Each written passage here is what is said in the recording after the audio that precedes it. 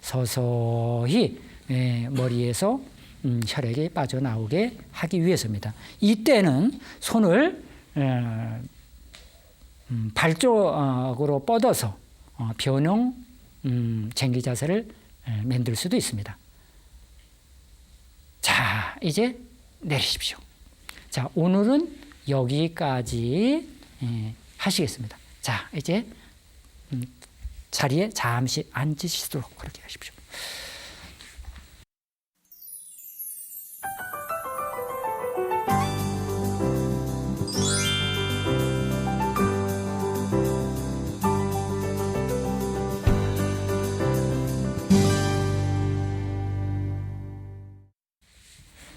마조 스님과 남학 회양선사의 일화로서 참말로 부처님의 가르침대로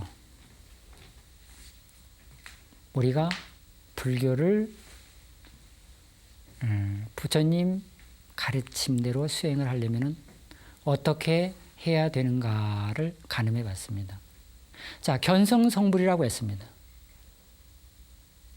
성을 보면은 부처가 된다고 했습니다. 그런데 무언 성을 봐야 되느냐? 어떤 성을 봐야 되느냐? 과연 성이 무엇이냐? 결국 그것을 모름으로 우리가 지금 부처에 헤매는 것입니다.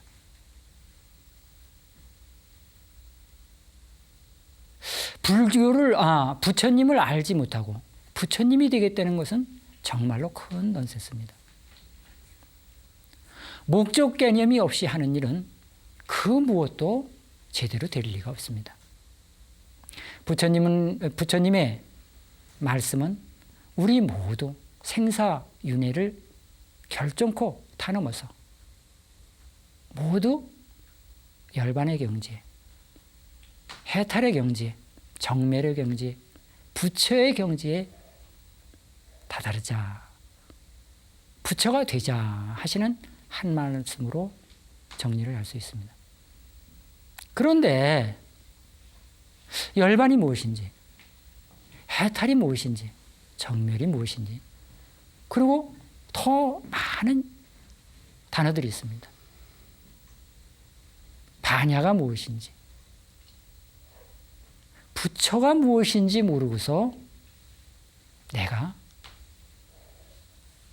부처님 가르침을 제대로 행하고 있다라고 생각하면 정말로 이것은 커다란 오산이라는 겁니다.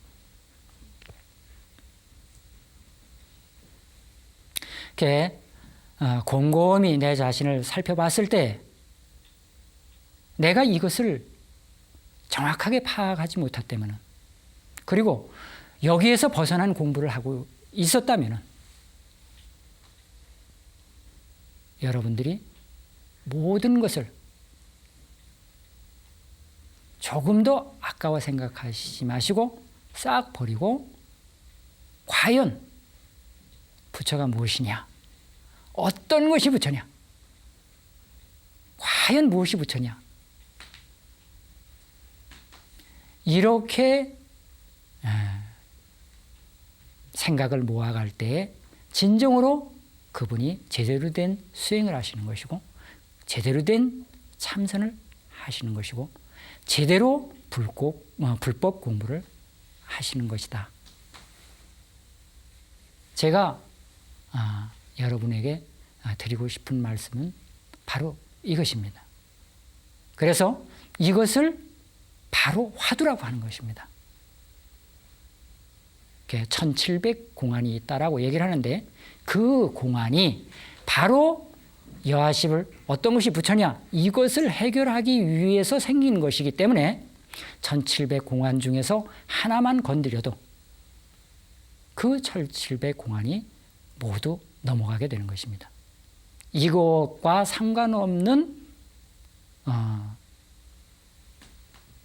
그 공부는 결코 여러분들 뜻하신 바대로 되지는 않을 것입니다. 이 점 여러분들 꼭 명심하시고 머릿속에 과연 부처는 무엇이냐, 과연 부처는 무엇이냐, 이것 하나 잘 참고하시면서 부처님 앞에 가까이 하시기 바랍니다.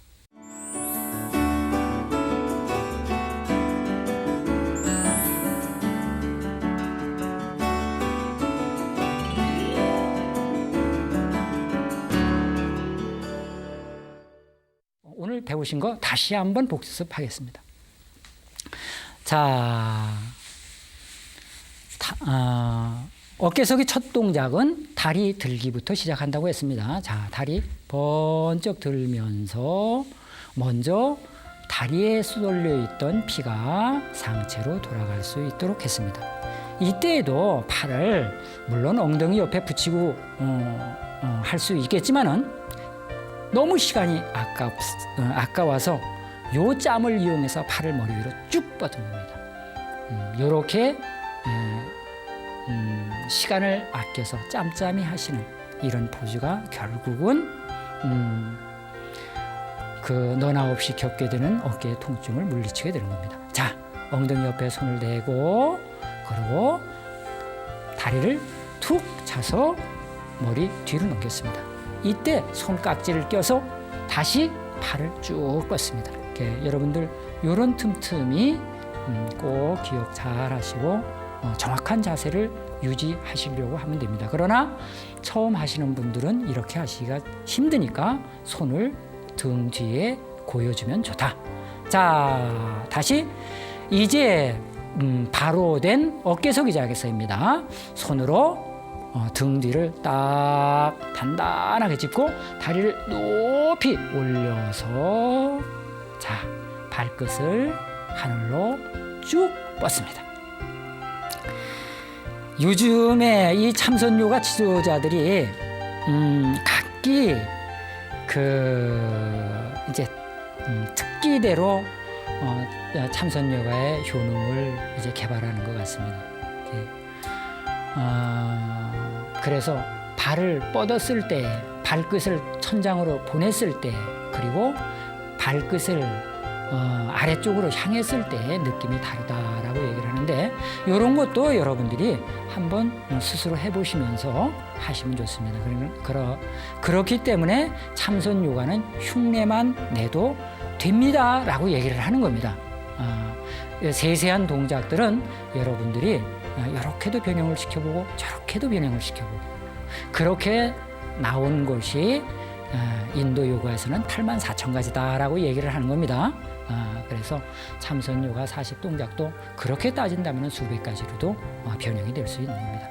자, 그 다음에 다시 다리만 머리 뒤로 넘겨서 단번에 머리에 쏠렸던 피가 빠져나오는 일이 없도록 그렇게 합니다. 이때는 손을 발 쪽으로 쭉 뻗고 변형 쟁기 자세를 하시면 좋습니다.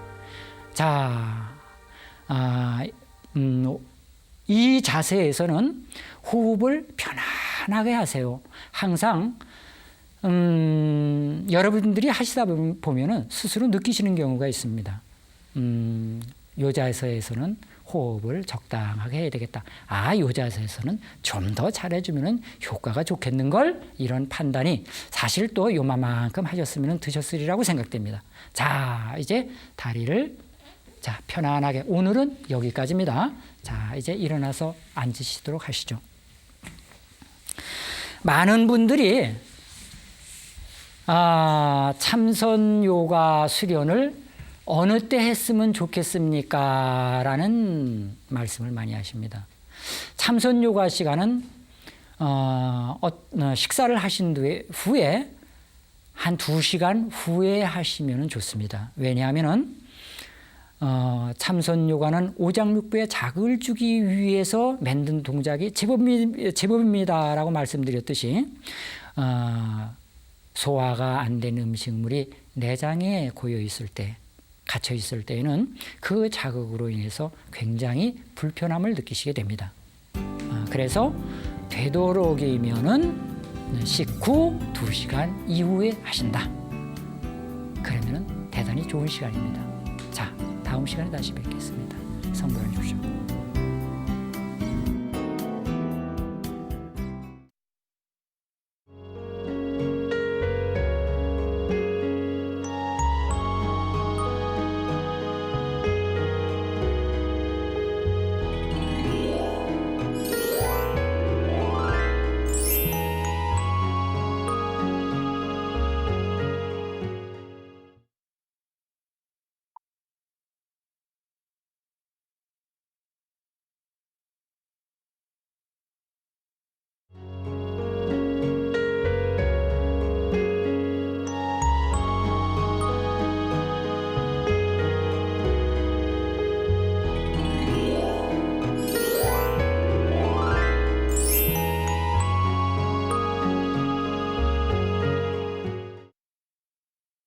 안녕하십니까.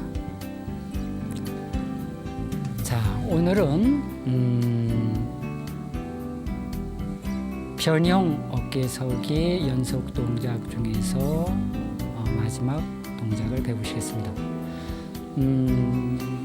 어깨서기는 그 머리에 혈액이 한꺼번에 몰리는 까닭에 그 뇌세포에 영향을 줄 수 있습니다. 그래서 항상 동작은 순서를 지켜서 차분하게 하셔야 된다고 말씀드렸던 겁니다. 그리고 체중이 모두 그 목 부위에 실리기 때문에 장난을 하시면은, 그리고 고갯짓을 하시면은 뜻하지 않은 부상에 당분간 시달리게 됩니다. 절대 그런 일은 없도록 유념하시고 하셔야 된다는 거 꼭 기억하시기 바랍니다.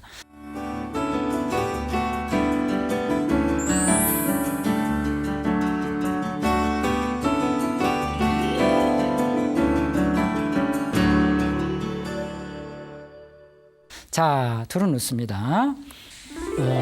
어저께 배우셨던 동작이 변형 쟁기 자세였습니다. 자, 그것부터 한번 다시 해보도록 하겠습니다. 자, 발을 툭 쳐서, 자, 손을 다리로 뻗어도 되고, 그렇죠. 등허리에다가 손을 딱 지탱을 해서 하셔도 됩니다. 이것은 요 전 동작이 어깨서기였습니다. 그래서 전신의 피가 머리로 몰렸기 때문에 그대로 포즈를 풀어버리면은 머리에 몰렸던 피가 순간적으로 빠져나오면서 뇌세포에 좋지 않은 영향을 줄 수 있어서 이와 같이 차분하게 역순으로 푸는 겁니다. 자, 이제 엉덩이를 바닥에 댑니다. 자, 바닥에 대고 두 다리를 높이 들어서 머리에 있던 피가 그 상체로까지만 내려오게, 그렇게 합니다. 자, 시간이 아깝죠? 그래서 팔은 머리 위로 쭉 뻗는다고 했습니다. 가볍게 호흡을 해서 이 인체의 피가 전신을 한 바퀴 도는데 한 40초 정도 걸린다고 합니다. 그래서 이 요가 포즈 한 동작에 한 40초 정도면 적당하다라고 본 것이고, 그리고 거듭 말씀드리지만은 이 참선 요가만이 아니라 어떤 운동도 비슷할 거라고 생각합니다. 1시간 정도 했을 때에 최대한의 효과를 얻을 수 있습니다. 그러면은 한 40분 정도, 호흡으로 따지면은 한 4, 5회 정도 호흡을 한 동작당 배당을 하면은 그 시간이 나오는데, 그렇게 차분하게 하시면은 머리에 피도 안정적으로 빠져나오게 됩니다. 자, 이제 복근 단련 운동입니다. 자, 다리를 살며시 내리면서, 자, 고개를 들어야 됩니다. 그래야지 아랫배에 힘이 딱 가고, 그리고 허리에 좋은 그 영향을 주게 됩니다. 요것은 하실 수 있는 만큼 하시다가, 자, 힘들면은 다리를 살며시 내려놓으시면 됩니다. 고개는 반드시 들어야 된다고 했습니다. 자, 이제 그만하시고, 자, 이제 자리에 앉으십시오.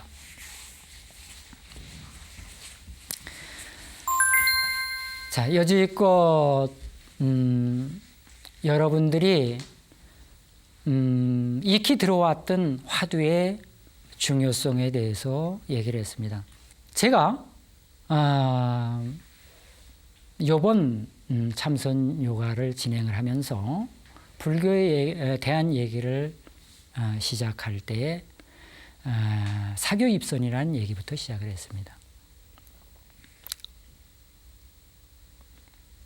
물론 엄밀하게 글자로 봤을 때에는 여지껏 배웠던 부처님의 말씀은 교지요. 교서를 버리고 바로 나의 궁극적인 의문 하나로 들어간다 해서 입선이라고 하는 겁니다. 그래서 사교 입선이 되지만은 그러면은 저 같은 사람 그리고 한 번도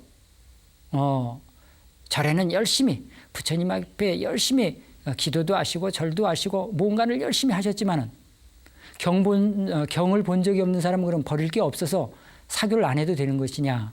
그게 아니라는 거죠. 자, 부처님은 어려서 이 문제가 중요한 것을 아시고 왕자의 신분이었기 때문에 또 섣불리 집을 나서시지도 못하셨을 겁니다. 그래서 장성을 하시고 더군다나 결혼을 하셔서 아드님까지 보셨지만은 그때까지도 가슴에 맺힌 문제를 해결하기 위해서 많은 노력을 기울이셨다고 합니다. 그것이 해결이 안 되니까는 부왕께 허락을 구하고 드디어 출가를 감행하셨습니다. 그리고 그 당시에 유명한 대단히 이름이 알려진 스승들을 찾아다니면서 가슴에 맺힌 그 뭔가를 풀고자 애를 쓰였습니다. 그러나 그것이 나의 응어리진 문제를 풀 수 없다는 것을 깨달으셨습니다. 그래서 온갖 스승들을 만나서 배웠던 그 수행법이라든가 그런 것을 다 물리치시고 보리수 아래에 앉으셔서 과연 내가 어떻게 할 것인가? 이 한 문제에 정신이 집중이 되고 결국 그것을 후세 사람들이 얘기를 하기를 화두라고 얘기를 한 것입니다. 그러니까 부처님이 물론 화두라는 말씀을 만드시지 않으셨고 화두를 들고 내가 공부를 했다라고 하시지 않으셨지만은 부처님이 6년 동안 고행 끝에 하셨던 모든 일들을 그간 쌓아놨던 지식을 모두 버리고 이것을 사교라고 보고 그것이 해결이 될 수 없음을 깨닫고 과연 어떻게 해야 되느냐 이 문제에 몰입하신 것이 입선이라고 본다면 사실은 사교 입선의 표본이 부처님이시고 그리고 화두를 처음 들고 공부를 하셨던 분이 부처님이시다. 석가모니시다. 라고 봐도 가다는 얘기입니다. 그래서 제가 시간을 할애해서 수행법에 대해서 반드시 여하시 불부터 시작해야 됩니다. 라고 그간 간절히 말씀을 드렸던 겁니다.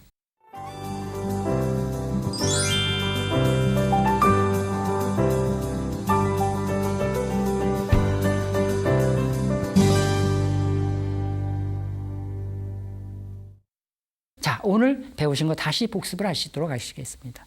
자, 둘은 넣습니다.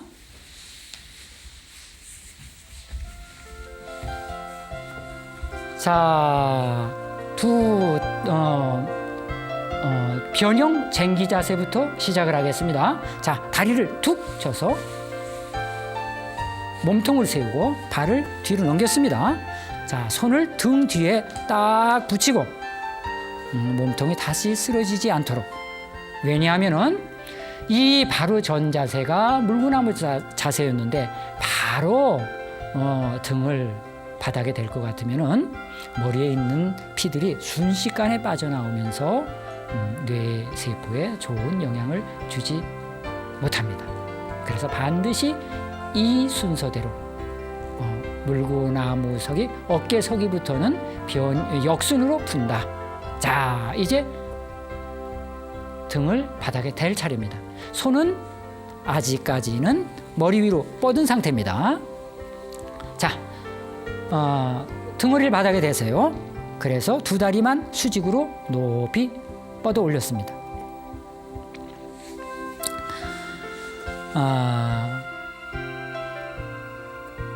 이때에 발끝을 높이 드는 방법이 있고 또 발끝을 아래로 내려서 종아리에 자극을 주는 방법이 있는데, 이런 세세한 것은 여러분들이 이렇게 하면 좋을까 저렇게 하면 좋을까 궁리를 하시면서 하셔도 좋습니다.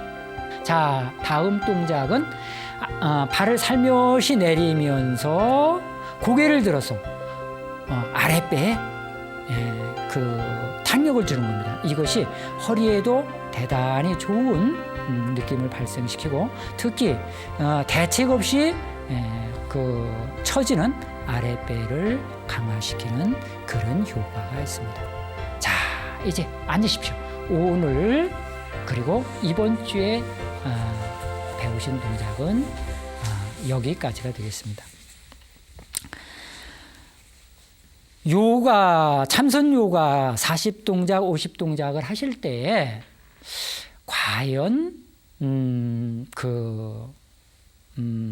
몇 분에 하는 것이 바람직합니까 하는 질문과 함께 언제 하는 것이 좋습니까 라는 질문을 많이 하십니다. 그런데 제가 참선 요가